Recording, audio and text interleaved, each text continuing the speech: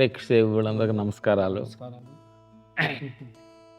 ఫిబ్రవరి 26 గుడాకేశ మహాశివరాత్రి మహాశివరాత్రిలో అఖండ ధ్యానం అంటే నా పరమాత్మ స్వరూపులారా, మహాశివరాత్రి అంటే మనం పూర్వకాలం నుండి ఏదో సినిమాలు చూస్తాం, తెల్లారులు జాగారం చేయటం అనే దానిలోనే మనం చాలామంది ఆ బేమలోనే బతుకుతున్నారు. కాలం మారిపోతుంది, మన కష్టాలు పెరుగుతూనే ఉండేవి, వాటిలో జిడిపడాలి కదా మనం అందరం.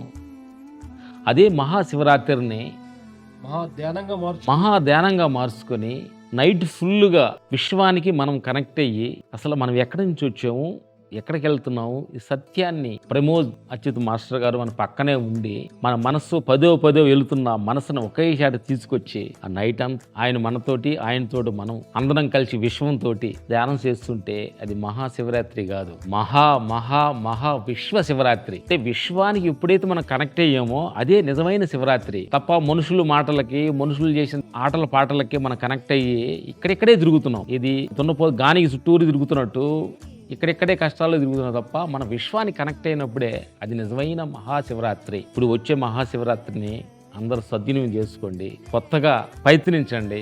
రొటెండ్ కష్టాలు, రొటెండ్ సుఖాలు, రొటెండ్ కష్టాలన్నింటినీ కొంచెం దూరం అయిపోయి విశ్వ ఆనందాన్ని, విశ్వ శక్తిని పొందాలంటే గురువుగారు ప్రమోద్ అచ్యుత్ తోటి గుడాకేశాలో అందరూ పాల్గొని ఆనందాన్ని అందరూ పంచుకోవాలి మనస్ఫూర్తిగా కోరుతుంది.